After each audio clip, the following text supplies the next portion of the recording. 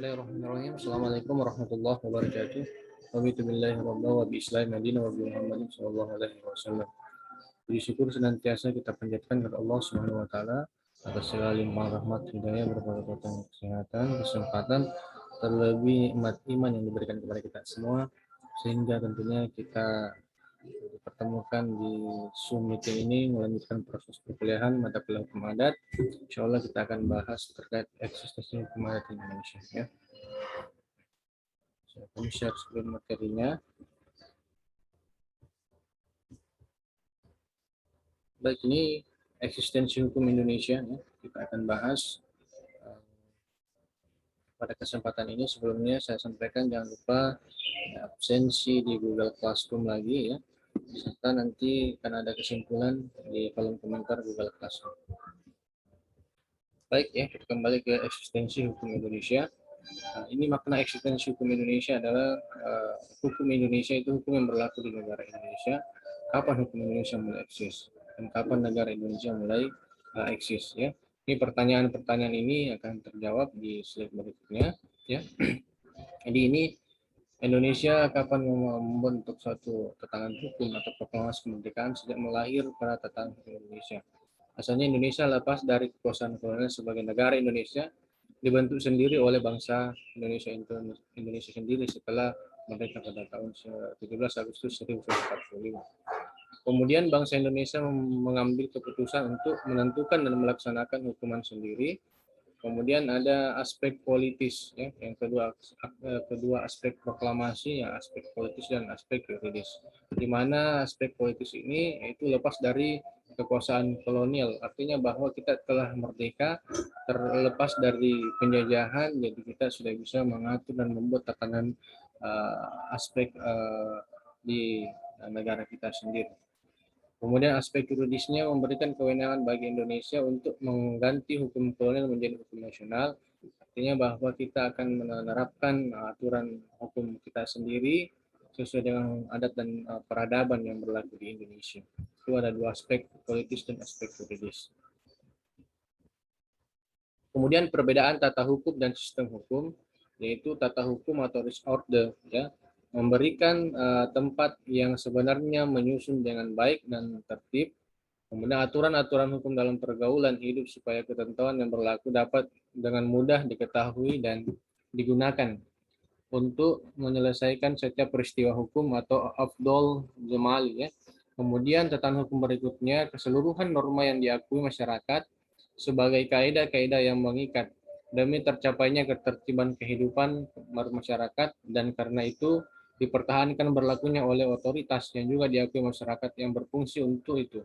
Ya, ini menurut Suetotno, ya. Kemudian ada sistem hukum, ya.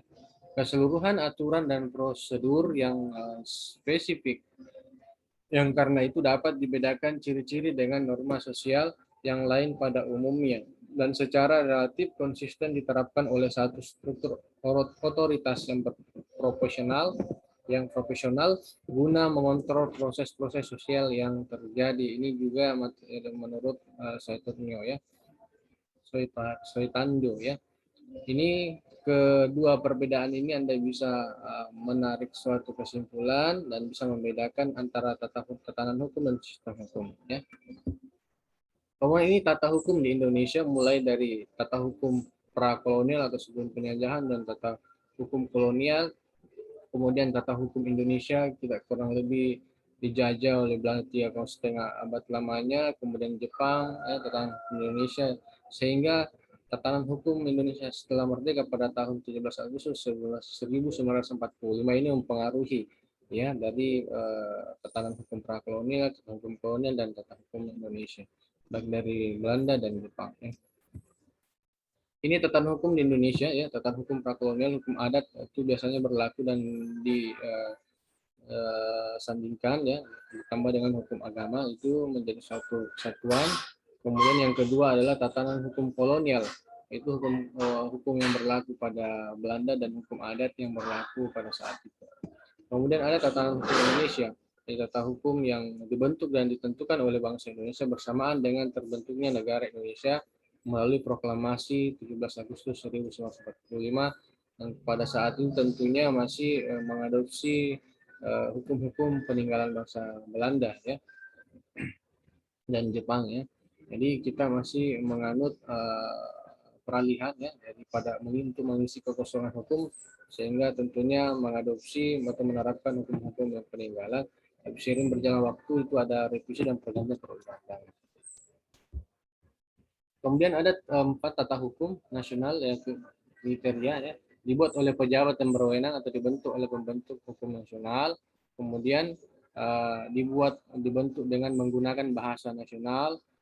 Materi tata hukum nasional harus mendukung cita-cita pembangunan nasional. Ini tata hukum nasional atau kriterianya. Ini hukum atau eks kolonial masih dipertahankan karena kenapa ya?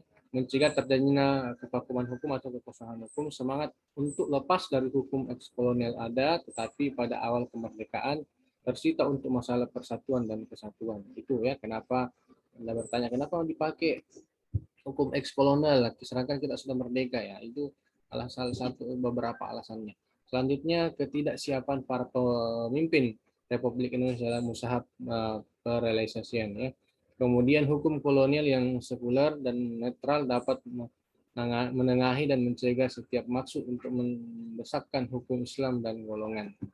Kemudian para pakar sudah terdidik dengan tradisi hukum Belanda, ketidakberdayaan untuk menata ulang seluruh sistem hukum Indonesia. Itu alasannya ya. Kemudian dasar hukum pemberlakuan hukum eks kolonial itu pada pasal 2 AP Undang-Undang Dasar 1945, Jo pasal 1 P Undang-Undang Dasar 1945 Post Amendment. Kemudian yang kedua, Peraturan Presiden Nomor 2 Tahun 1945, segala badan negara dan peraturan yang ada sampai berdirinya negara Republik Indonesia tanggal 17 Agustus 1945, selama belum diadakan yang baru menurut Undang-Undang Dasar, masih berlaku asal saja tidak bertentangan dengan undang-undang tersebut. Dua cara pembentukan hukum nasional adalah secara evolusioner, kemudian yang kedua secara revolusioner. Jadi ini isi tata hukum adalah bentuk hukumnya tidak tertulis dan tertulis, kemudian ada yang dikodifikasikan dan non-dikodifikasikan. Kalau yang cara corak hukumnya ada unifikasi dan pluralistik. Ya, ini tata hukumnya.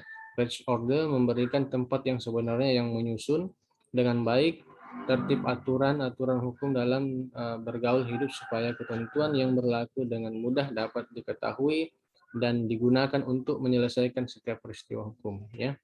Kemudian ada strukturnya, ini vertikal TAP MPR 1000 MPRS 20.1966, Jo TAP MPR nomor 5/1973 ya. Kemudian yang horizontal sampel ini hukum perdata dan hukum pidana. Kemudian sistem vertikal dan horizontal ini yang tatanan hukum kita pada saat itu ya. Sekian dan terima kasih, semoga bermanfaat. Video singkatnya, apabila ada hal-hal yang kurang jelas silakan di chat pribadi dalam WA atau kalau sudah dipaham ya silakan buat kesimpulan dan tulis diketik di kolom komentar. Sekian, sekali lagi jangan lupa absensi di Google Classroom, semoga bermanfaat. Assalamualaikum warahmatullahi wabarakatuh.